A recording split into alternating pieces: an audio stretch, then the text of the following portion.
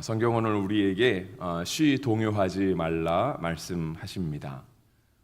우리가 세상을 살아가면서 세상이 자꾸 말세가 되어간다, 곧 주님이 오시겠다라고 하는 생각을 입버릇처럼 말하고는 하는데, 그러한 때가 된 것처럼 느껴진다 하더라도 우리의 성도들은 쉬 흔들리지 말고 오직 진리에 굳게 서서 예수님에 대한 것을 온전히 세워갈 수 있기를 본문은 우리에게 말씀하고 있습니다.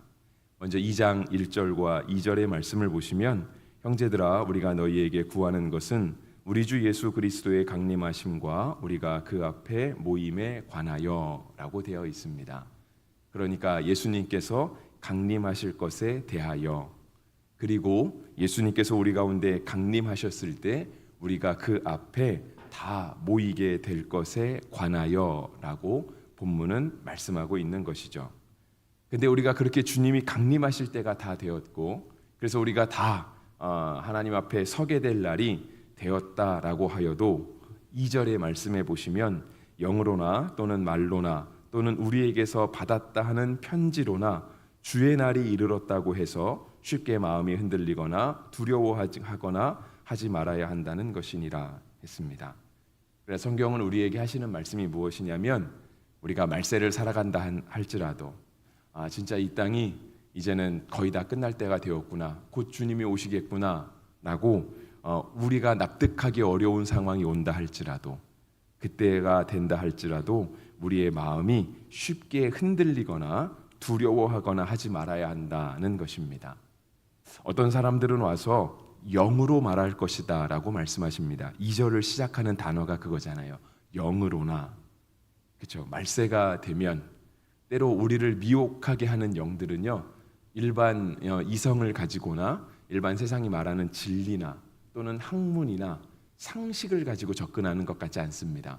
왜냐하면 지금은 다들 공부할 만큼 하고, 우리가 쉽게 진리에 대하여, 우리가 궁금한 것에 대하여 많은 매체를 통하여 찾아볼 수 있기 때문에 우리를 미혹하게 하는 것들은 사실상은 새롭게 나타난 학문 같은 것이나 상식 같은 것, 어떤 세상을 움직여가는 트렌드는 아닙니다. 근데 우리를 미혹하게 하는 것들은 도리어 이런 것들이죠. 영적인 것들, 되게 신비롭게 여겨지는 것들. 우리가 지금까지는 신앙생활하면서 경험할 수 없었는데 어디를 갔더니 누구에게 들었더니 굉장히 영적이더라, 그 사람에는 무언가 있는 것 같더라 하는 것들, 그러한 일이 우리를 미혹하게 한다 할지라도 마음이 흔들려서는 안 되고 두려워해서도 안 된다라고 하는 것입니다. 또 어떤 사람들은 말로 그렇게 한다는 거죠. 그러니까 영적인 것이나 또는 말을 가지고 자꾸 우리에게 거짓의 것을 가르친다라고 하는 거예요. 우리가 디모데전서를 보면서도 디모데전서의 처음부터 경계하는 것이 무엇이냐면, 말로부터 증거되는 거짓 증거입니다. 거짓 교훈들, 분명 틀렸는데 그것의 영적인 것이 자꾸 동반되어서 나타나니까 그게 진짜처럼 느껴지는 겁니다. 근데 그런 일이 있다고 해도 우리가 쉽게 마음을 흔들려서는 안 된다라고 말씀하시는 것이죠. 또한 어떤 사람들은 우리에게서 받았다 하는 편지로나라고 이야기를 합니다. 그러니까 우리에게서 받았다라고 했으니 분명 초대교회를 지도하고 있던 사도들에게서 받았다라고 하는 편지, 또는 사도에 준할 만큼 교회 안에 권위를 가지고 있었다라고 하는 사람들에게서부터 온 그러한 편지, 그런 명확한 물적 증거가 있다 할지라도 우리가 예수님을 떠나서, 우리가 지금까지 신앙하는 것들을 떠나서 쉽게 마음이 흔들리는 거나 두려워하는 것은 있어서는 안 된다라고 성경이 말씀하는 것입니다.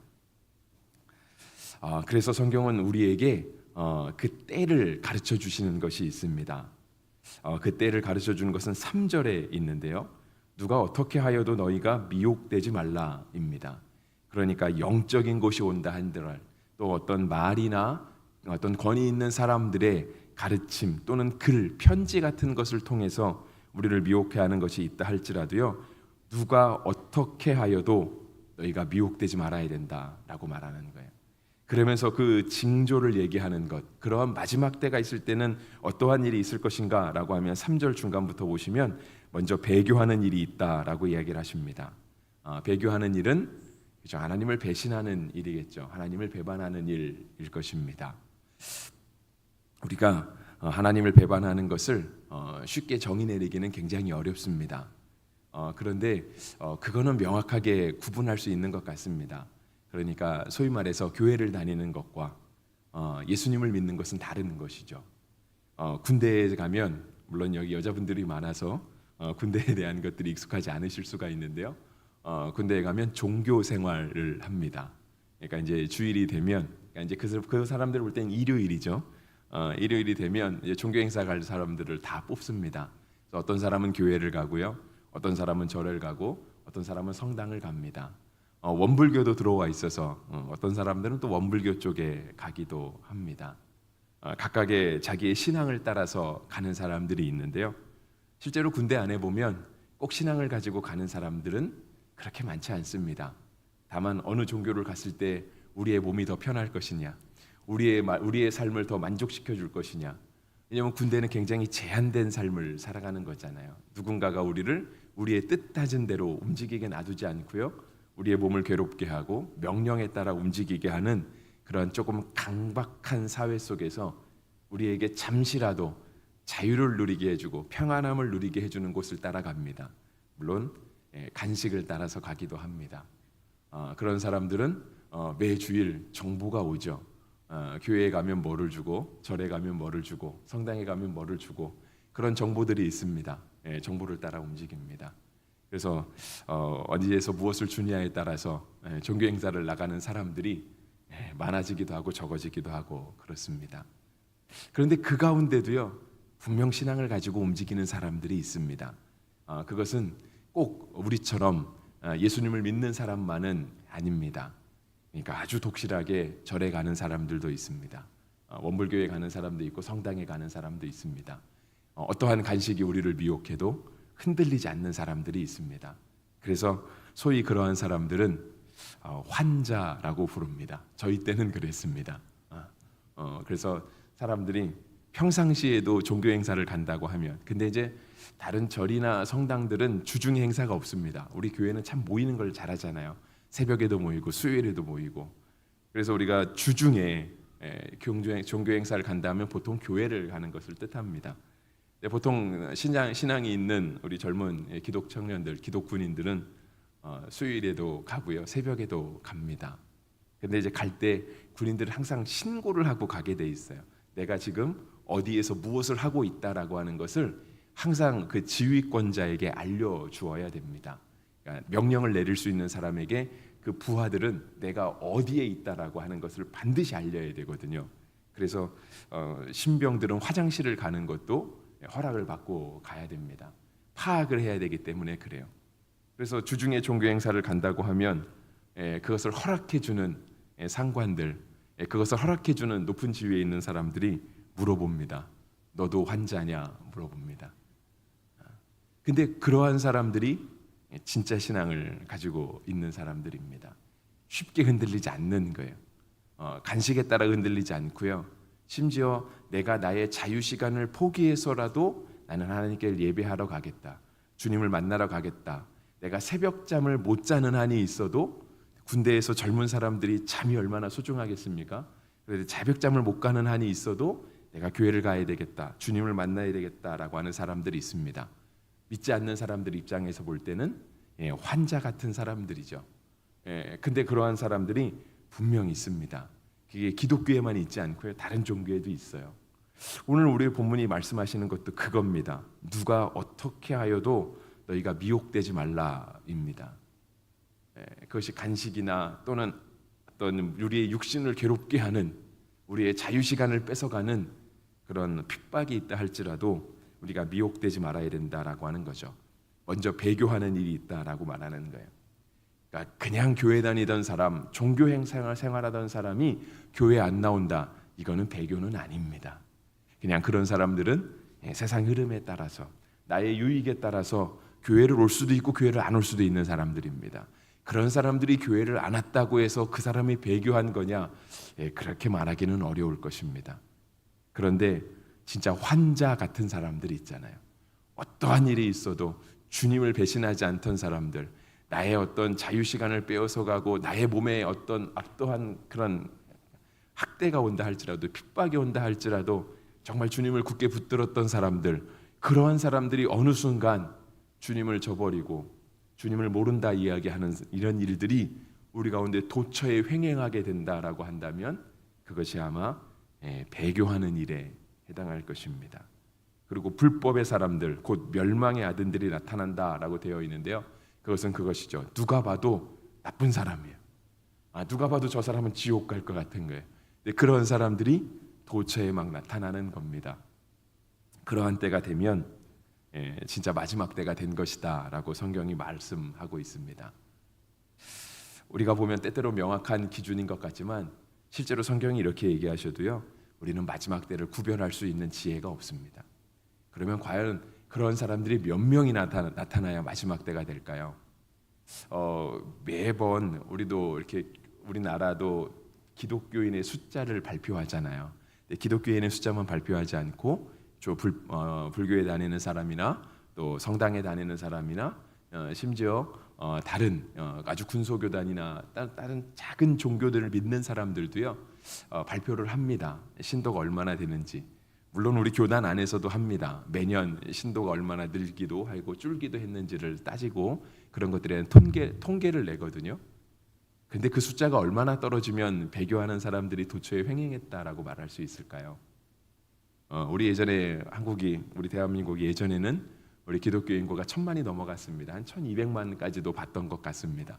그래서 4명 중에 1명은 교회 다니는 사람일 것이다. 그러니까 우리가 지하철을 타거나 버스에 탔을 때 아니면 길거리에 다닐 때 저 4명이 지나가고 있으면 저 중에 1명은 성도일 것이다. 국보시장 가서 많은 사람 중에 4명에 1명은 성도일 것이라고 생각을 했었습니다. 근데 지금은 그렇지 않습니다. 지금은 인구는 한 5,500만 된다라고 얘기를 하는데 지금은 한 800만 그 정도 보는 것 같습니다. 실은 이 숫자도 정확하다라고 안심할 수는 없습니다. 왜냐하면 기독교 인구 안에는요 심지어 기독교를 사칭한 이단의 숫자들도 들어가 있기 때문에 그렇습니다. 그러니까 예수님 믿는 사람이 점점 더 줄어가고 있는 거겠죠. 근데 몇 명까지 줄면은 배교하는 일이 도처에 횡행한다라고 말할 수 있을까요? 우리의 기독교 인구가 몇 명까지 줄면 말세라고 말할 수 있을까요? 그러한 기준은 없다라고 하는 거예요. 그러니까 그러한 기준을 우리가 쉽게 따질 수 없다라는 겁니다. 반대로 말하면 무슨 뜻이냐면 3절을 시작하는 말씀처럼 아무리 우리를 미혹하게 하고 우리를 낙심하게 하고 진짜 나밖에 없구나, 이제는 정말 주님이 오시겠구나라고 느껴질 만큼 그러한 절망적인 상황이 온다 할지라도 우리의 믿음이 쉽게 흔들리거나 두려워하지 말아야 된다라고 하는 것입니다. 그러니까 주님은 계속해서 우리에게 말씀하시는 거예요. 흔들리지 말아야 된다. 우리가 주님께 붙잡은 것, 이것을 굳게 잡고 있어야 된다라고 말씀하시는 것이죠. 마지막에 명확한 거는 있습니다. 하지만 우리가 정확하게 언제가 마지막 되는 건 알 수 없지만요, 우리가 성경 오늘 본문 안에서 명확하게 구별할 수 있는 것은 있습니다. 그것은 무엇이냐면 배교하는 사람들, 곧 하나님을 대적하는 사람들은 과연 누구인가, 이러한 사람들은 명확하게 구분할 수 있다라는 거예요. 그러니까 그들이 얼마나 많아야 말세인가 이것을 구별할 수는 없어요. 하지만 과연 우리 중에 누가 주님을 대적하는 사람인가, 누가 주님을 배교하는 사람 같은 사람인가, 그것을 명확하게는 알 수 있다라고 하는 겁니다. 그들은 어떤 사람들이냐면 4절과 같은 사람들입니다. 그는 대적하는 자라. 누가 하나님을 배교하고 누가 대적하는 자냐면 신이라고 불리는 모든 것과 숭배함을 받는 것에 대항하여 그 위에 자기를 높이는 사람들. 그러니까 신이라고 불리는 사람은 어떠한 사람들에게도 존중받는 사람이라고 할까요? 내가 감히 그 권위에 도전할 수 없다라고 여겨지는 그 무언가가 있잖아요. 근데 내가 그것보다 내가 더 높아. 그렇게 자신을 높이는 사람들. 그리고 그 모든 것에 대항하여서 그 위에 자기를 올리려고 하는 사람들이 있습니다. 그러니까 어떠한 사람들보다도 내가 높아, 내가 더 권위가 있어, 내 말이 진짜야, 다 나만 믿고 따라와, 그렇게 소위 말하면 그 교만함에 쩌든 사람들, 진짜 천성까지, 아주 뼛속까지 교만한 사람들이 있습니다. 그런 사람들, 하나님을 대적하는 사람들이라고 하는 거예요. 이런 사람들은요 그 4절에 있는 것처럼 신이라고 불리는 사람들보다도 자기가 더 높아요. 그리고 어떠한 숭배함을 받는 것보다 더 자기가 높기 때문에 순종하려는 마음이 없습니다. 왜냐하면 내가 더 높은데 내가 순종할 이유가 없잖아요. 내가 제일 높아요. 내가 제일 똑똑하고 내가 제일 모르는 게 없어요. 내가 누구에게 가서 뭘 배우겠습니까? 내가 누구에게 가서 머리를 조아리겠어요? 그런 사람들이 바로 주님을 대적하는 사람들이라고 하는 거예요. 그래서 성경은요, 우리에게 자꾸 말씀하시는 것 중에 하나가 뭐냐면 교만한 마음을 버려라입니다. 우리가 잘 알고 있는 말씀이 있잖아요. 잠언 16장 18절. 교만은 패망의 선봉이다. 거만은 넘어짐의 앞잡이다라고 얘기를 하잖아요. 주님이 계속해서 우리의 교만을 깨트리라고. 왜냐하면 교만한 마음이 있으면 말씀이 들어오지 않기 때문에 그래요. 나에게 의로운 마음이 있으면 우리에게 하나님의 말씀이 들어올 여지가 없는 거예요. 실은 이번 주일도 그 비슷한 말씀을 전하려고 하고 있는데요. 우리가 의롭다라고 생각하냐? 나 정도면 괜찮아. 그래도 내가 이 정도로 신앙생활 하는데 그래도 내가 저런 사람들보다는 내가 낫지라고 하는 의로운 마음이 자기 의가 내 속에 자리 잡기 시작하면은요, 하나님의 말씀이 들어올 구석이 없는 거예요. 하나님 말씀이 들어올 여지가 없거든요. 그래서 성경은 자꾸 우리에게 교만을 대적하라 말씀하시는 거고요. 또 반대로 예수님은 우리에게 이와 같이 말씀하시죠. 어린아이와 같은 믿음을 가지라고요. 어린아이와 같은 믿음. 어린아이는 자기가 약하다, 자기가 강하다라고 생각하지도 않는 것 같아요. 어린아이들에겐 그런 기준이 없는 것 같아요. 간혹가다 우리가 천진난만한 아이들을 보면은요, 정말 우리도 어렸을 때 생각해 보세요. 참 자신감이 있잖아요. 그리고 내가 뭘 알지도 않지만 굉장히 막 이렇게 뭐 노래를 잘하면 노래를 어디 가서도 하고 싶고, 달리기를 잘하면 가서 막 달리기도 하고 싶고. 근데 그것이 나를 뽐내고자 하는 그런 마음들은 아닌 것 같거든요. 그런데 자연스럽게 그렇게 자유롭게 행동할 수 있는, 그리고 누가 뭘 가르쳐 주면 어린아이들은 배우잖아요. 왜냐하면 당연히 배워야 한다 생각하기 때문에. 그래서 막 모든 거를, 저희가 예전에 공부할 때 저희 선생님이 그런 표현을 썼어요. 그러니까 우리가 공부할 때 어떤 우리가 아주 유명한 학자들의 그러한 그들이 만들어 놓은 학설들이 있잖아요. 그런 것들을 배워야 되는데 우리가 그런 걸 어떻게 배워야 되냐라고 할 때 우리 선생님이 표현을 어떻게 했냐면, 스폰지가 물을 빨아들이듯이 그렇게 배울 수 있어야 된다고. 그러니까 우리가 만약에 물이 이렇게 떨어져 있어요. 물이 떨어져 있는데 우리가 보통 휴지로 닦잖아요. 화장지를 옆에다 닦지 않고 옆에다 가만히 놓으면 자연스럽게 물이 화장지로 스며들잖아요. 그렇게 스며들듯이 우리가 이제 공부할 수 있어야 된다. 우리가 그렇게 먼저 이렇게 학문에 없던 업적을 이룬 사람들의 것들을 받아들일 수 있어야 된다라고 얘기를 했는데요. 실은 맞아요. 아이들은 그렇게 받아들이잖아요. 그래서 예수님이 우리에게 자꾸 말씀하시는 거예요. 어린아이와 같은 믿음을 가져야 된다. 누가 말하면 듣고, 가르쳐주면 배우고, 예수님이 이게 맞다고 하면 그 길로 따라가고, 저게 아니라면 저 길로 안 가고. 우리가 어릴 때는 그런 찬양했어요. 돈으로도 못 가요. 힘으로도 못 가요.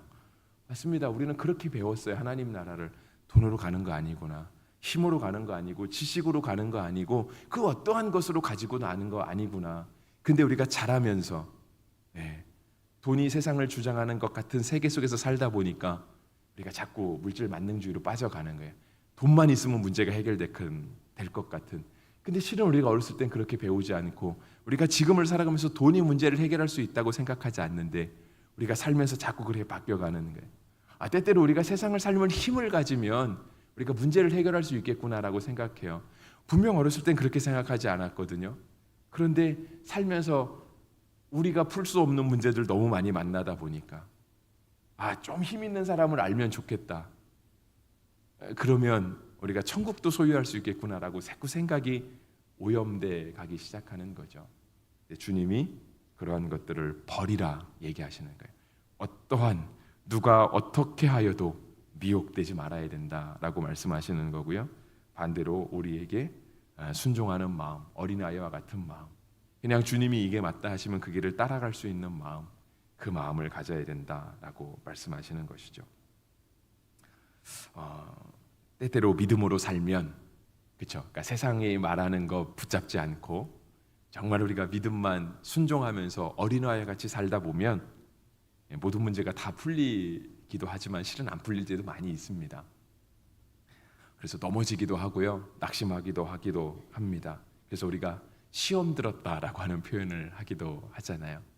근데 이렇게 시험 들었다라고 하는 표현을 할 때만 해도요, 아직은 우리가 하나님을 배교하는 것 같지는 않아요. 왜냐하면 우리는 종교 행사 활동을 하고 있는 게 아니잖아요.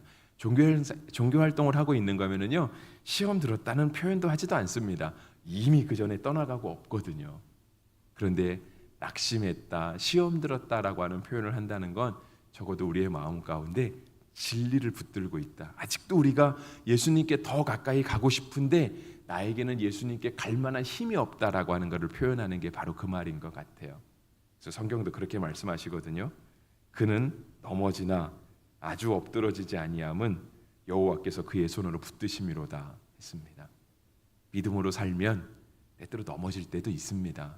안 될 때도 있고요, 낙심할 때도 있습니다. 근데 성경은 분명 말씀하세요. 그렇지만 아주 엎드러지지 않음은 주께서 우리를 붙들고 계시다라고 하는 것, 하나님께서 우리를 안전하게 붙들고 계시다라고 하는 사실을 우리가 믿음으로 고백할 수 있으면 좋겠습니다. 이 말씀이 시편 37편 24절 말씀이거든요. 근데 이어지는 25절 말씀은 무엇이냐면 내가 어려서부터 늙기까지 의인이 버림을 당하거나 그의 자식이 걸신의 가금을 보지 못하였도다 했습니다. 시편의 고백은 뭐냐면요, 때때로 우리가 믿음으로 살면 넘어지기도 해요. 근데 그 믿음으로 고백하는 거에 내가 완전히 엎드러지는 것은 아니야. 왜냐하면 주님이 손으로 붙들고 계시기 때문이거든. 우리가 주님이 우리를 붙들고 계시다는 걸 우리가 알기 때문이거든 라고 하는 그 믿음을 고백하는 거거든요. 그래서 이어지는 말씀이 뭐냐면 내가 어려서부터 지금 늙기까지 살면서 의인이 버림을 당하는 걸 나는 본 적이 없다라고 하는 거예요. 그의 자식이 걸식하는 것을 내가 보지 못했다라고 하는 거죠.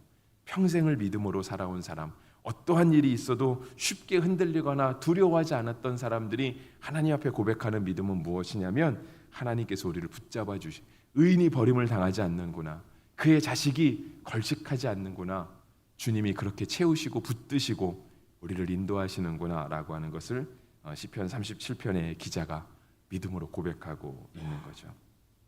그래서 말씀을 정리하면 그렇습니다. 예수님을 진짜로 믿으면 쉽게 흔들리지 않습니다. 가짜로 믿고 자꾸 간을 보니까 그때 흔들리는 거지, 정말 우리가 예수님을 굳게 믿으면 흔들리지 않습니다. 그래서 정말 진리가 우리를 자유케 하고요, 우리가 진리 위에 굳게 서 있으면 쉽게 흔들리지 않습니다. 바람에 밀려 여기저기 흔들리는 그러한 배와 같지 않고 갈대잎과 같지 않고 좌우로 흔들리지 아니하며 오직 주님을 향하여 온전히 나아갈 수 있게 됩니다. 그래서 정말 우리가 말씀 위에 굳게 서고 예수님을 굳게 진짜로 믿게 되는 그런 은혜가 있게 되기를 간절히 바랍니다. 흔들리지 않는 삶, 오늘도 여러분이 하나님 앞에서 그런 삶을 살아가게 되시기를 주의 이름으로 축복합니다.